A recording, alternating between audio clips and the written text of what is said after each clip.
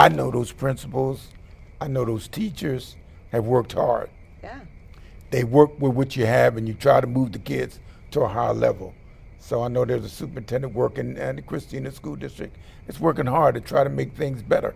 So I want to, go on record as saying that we want the best education for our children. And that's what I'm all about, and that's what my wife's all about. And I know Nnamdi and Dr. Harpe and Dr. Seals and Dr. Ruffin have been pushing this. We've been really working hard to make sure that our children, and particularly the parents, have an understanding that you can go anywhere you want. Absolutely. You can go to any school that you want in Newcastle County. But the bottom line is, we know that everybody's not going to get into Padua, Salesianum. They're not going to be able to get into Ursuline. They can, not everybody. And so we got to make sure that all of our youngsters, even if you don't get in a charter school, that you're going to get into a good school that's going to get you where you need to go. That's what my belief is. And so I don't knock charter schools at all. I don't knock the private schools at all. My kids happened to be in private school when they were little. I pulled them out, but for a lot of reasons. But the main reason was because I wanted to be a part of this busing issue. That was my job, was to make sure that we had young people coming in from out of the city of Wilmington into the city of Wilmington. But I do have concerns about busing as it is now. It's still going on. And I know that's your area, Doc, and I'm not going to get into that. I'll let you handle that. But in any event, it's just good when we can get all of us together and talk about the good things of charter schools, the concerns of charter schools, the good things that happen in the schools that are in the city of Wilmington, particularly the schools on the east side of Wilmington, that we support them as well. And we're saying to the parents, make choices that's going to benefit your child. And if you don't feel comfortable making that choice, you have Brother Nnamdi over here who can really sit down with you. Ms. Shabazz, I know they're out there. And I want to give credit where it's due. We have a lot of community people who are working their tails off to educate our children and to particularly make sure that they're not getting involved with violence or kids are dying at an alarming rate. We want the best schools for our children. And so Mr. Pritchett for Pritchett Associates is really pushing whatever we can to get our kids, if you don't want to go to college, finish high school. We don't want you dropping out. We don't want you dropping out. And we don't want you getting into a hustle on the street. So we know education is the key. And his dad taught me that. You don't play games. And he came to Delaware State. He was on me, not just because I was playing basketball fairly well. He wanted to make sure I was in the books and that I was out there doing what I was supposed to do. And I don't see too many people doing that like Nnamdi's dad did, but he does it, and Duffy and others that are doing that. So we're all about the same thing.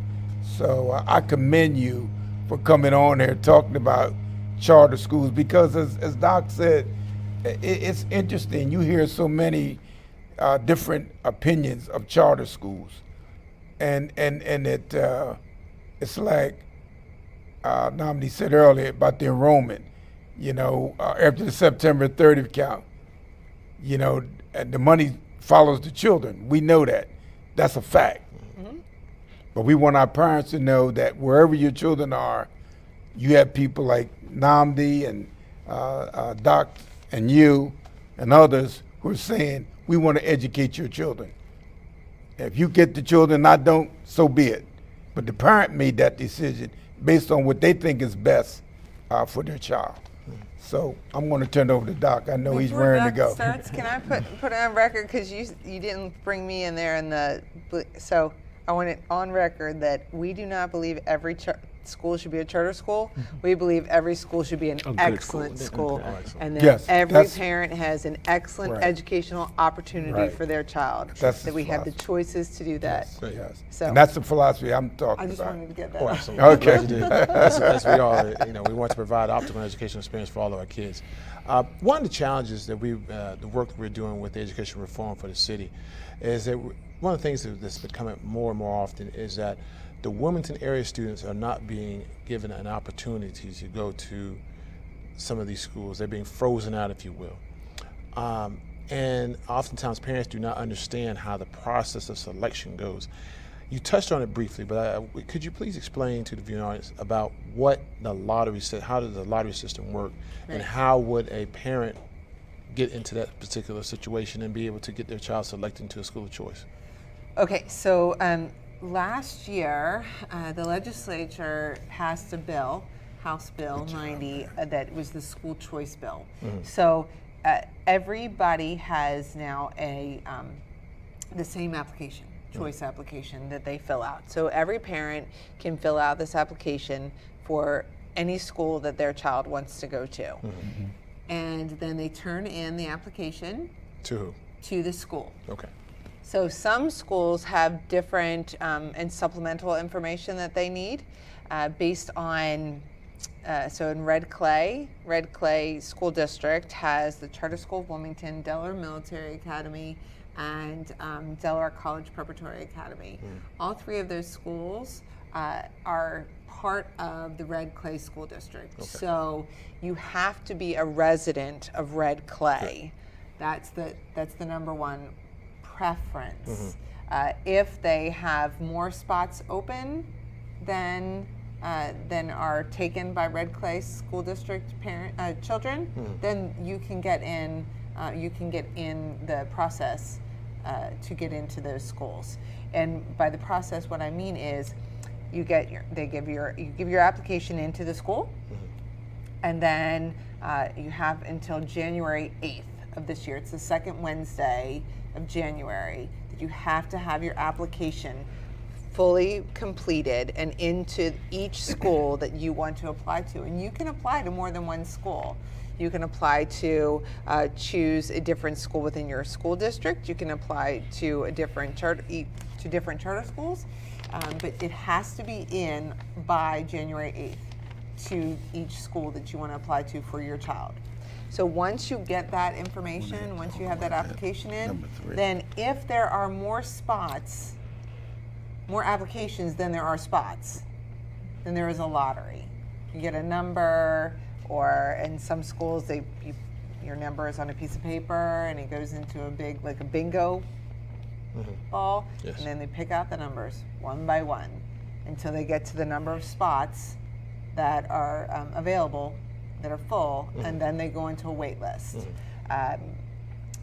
Newark Charter School in Newark has 2,000 names on their wait list because they only have a small amount of spots open and a large number of people that apply to those spots. So it's pretty straightforward process today. Yes, absolutely, Okay. absolutely. So for the new schools that are coming in, Yes. the 4 schools, is there a total number of slots, or is the slots for Wilmington students, they'll have first preference, being that, is that based on the? It depends on the school. So in your application to become a charter school, so you have to apply to become a charter school to the state of Delaware, to Delaware Department of Education is the authorizer for most of our schools. And for those 4 schools, the Department of Education said, yes, you can open a charter school with the assent, the approval of the State Board of Education. So in their application, they can say whether or not they have a preference. Delaware Met has a 5-mile radius preference. So if you live within 5 miles, you get, for preference, what that means is you're the first priority. So if they have more applications than spots, they go through all of those applications, and if you are within a 5-mile radius of that school, then you are in the first set of numbers to go through the lottery, and then they do the rest in a lottery. Because there is not anything in the law that says Wilmington residents, that is not allowable as a preference. But 5-mile radius, if they are in the middle of Wilmington, then that's the 5 miles that would get the first priority. And I know for a fact Delaware Met has it. I'm sorry, I don't know if any of the other 3 have that preference. Or is there anything special as far as I know a big thing for the, I guess, traditional public schools is dealing with the student-teacher ratio. Is there anything special about the new charter schools coming in as far as their teacher ratio? It depends on the method of teaching. So Montessori might be a little bit different than Design Lab, and it also depends on the age. So an elementary school might have a different student-teacher ratio than a high school does. So I don't know the exact student-teacher ratio for each of those schools, but it's typical to what a traditional school would be. There's another challenge as well regarding transportation and busing. One of the things we have determined through our research regarding this education reform for the city is that a lot of our students are being bused at an inordinate rate, traveling anywhere from 45 minutes to an hour to school every day. Dr. Pritchett and I, that's one of the first things he talked about when we started on this venture of education reform. He was concerned about the amount of time students actually spend on a bus. And of course, you know, with the attention span of most kids, you stay on a bus for an hour before you even get to school.